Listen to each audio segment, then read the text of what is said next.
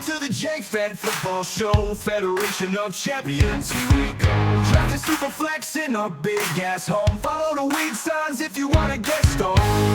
The J-Fed Football Show.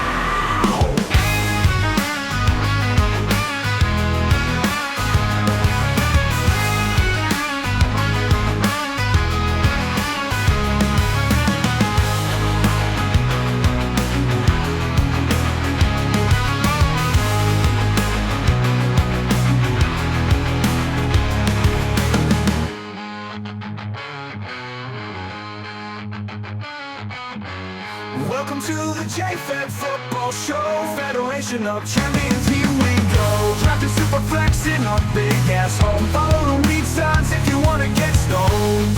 The J-Fed! Ladies and gentlemen, welcome to the J-Fed Football Show, Week 4, as we break down what happened. I am your host, Jeff Fetters.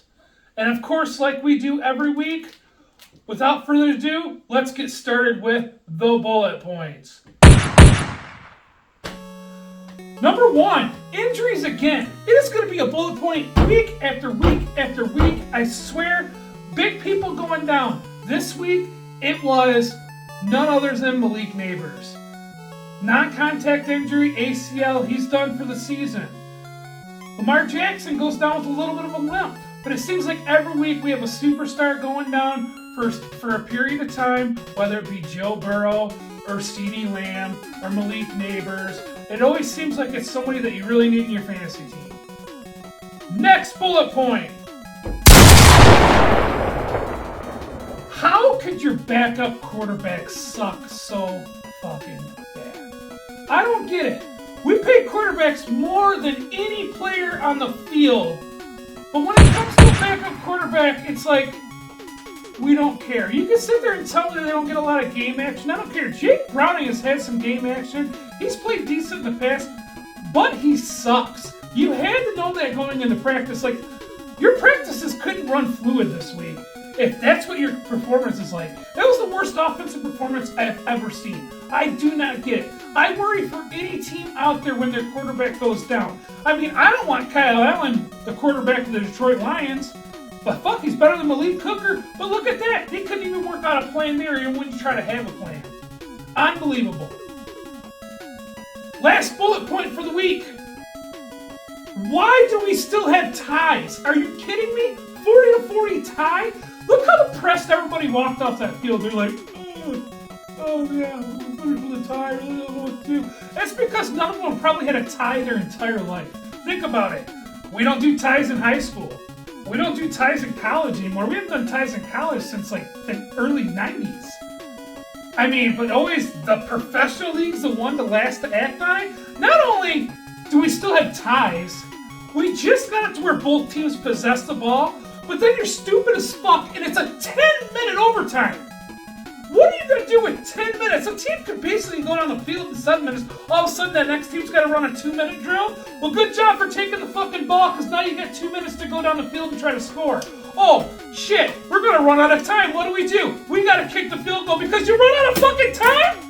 Come on, man. You got to give 15 minutes at least. What is going on? Why even time it? Just do one possession after another like college football.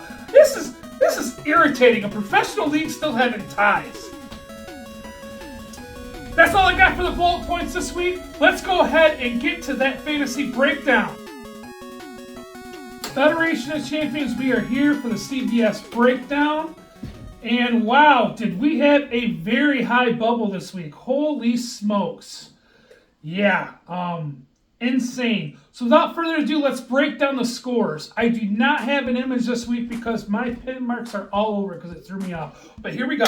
Reefer Madness had 258, Titty Shakers at 250. Your Mom's Hobbies and Colt 45s, I believe, both had 240. Shaken Down again at 238. That 1, 2, 3, 4, 5. The last one is Apple Cherry Berry at 234 to knock out the top 6. The bubble was 234.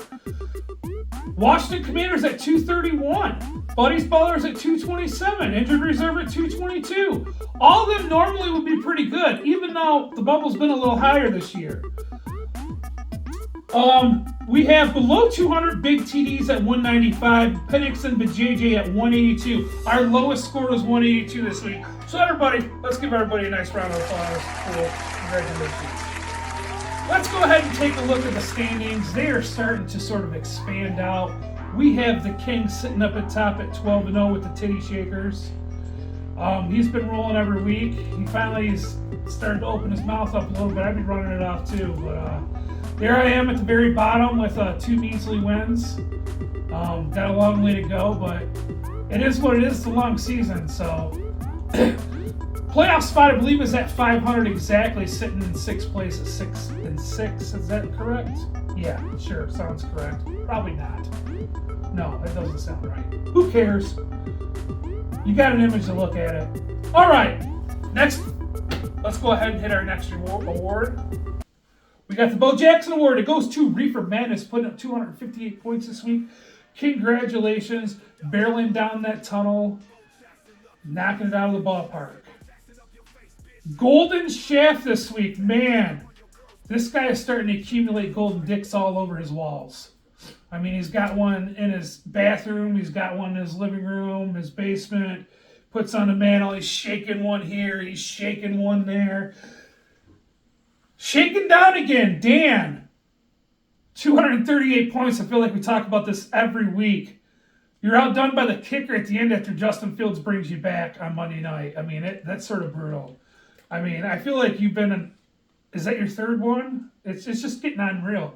Like you get knocked off. You're one of the best teams out there, but you don't have the record to show what you actually are. So I guess you should feel good about that coming up. All right. So, who got the next award? Let's go ahead and roll that. And now, ladies and gentlemen, it is now time for the Caboose. All right, the the Caboose Award goes to none other than the trade master himself, Jesse. Puts up 182 points. He did 2 trades this week. One at 2:19 p.m. on a Sunday without any knowledge. It's all good in the hood. However, even without them trades, it would have been a 46-point difference. He would have lost all of his matchups. He would have not finished inside the bubble. So he doesn't have to feel too bad about this week. Eventually he'll get CeeDee Lamb back and feel a little better about it. That's all I got for this week. I am very excited about this song. I will tell you what, I had a blast making this one this morning. I don't know, you guys will have to let me know if this is the best song you've heard yet. But if I was going for an Academy Award, this would be the one that I'm going ahead and submitting. So let's go ahead and let it take it out, and I will see you in week 5. You guys have a wonderful week. Jesse Masso trading man. He's been scared to show his hand. He is scared of what might come if he just starts trading dumb. 47 trades last year, 48 is 2 cases of beers. Jesse's palms are full of sweat because he hasn't traded yet. Well, he's got the itch, could it be? He ends up with trade herpes. So Thursday he says, what the hell? Trades Ashton Genty for cowbell. But now we put him in trade hell. Sunday he's the triggering that upsets Weatherman, and he's not happy about the plan. But really there's nothing to say, but I guess one thing to say: Jesse Mazur was traded.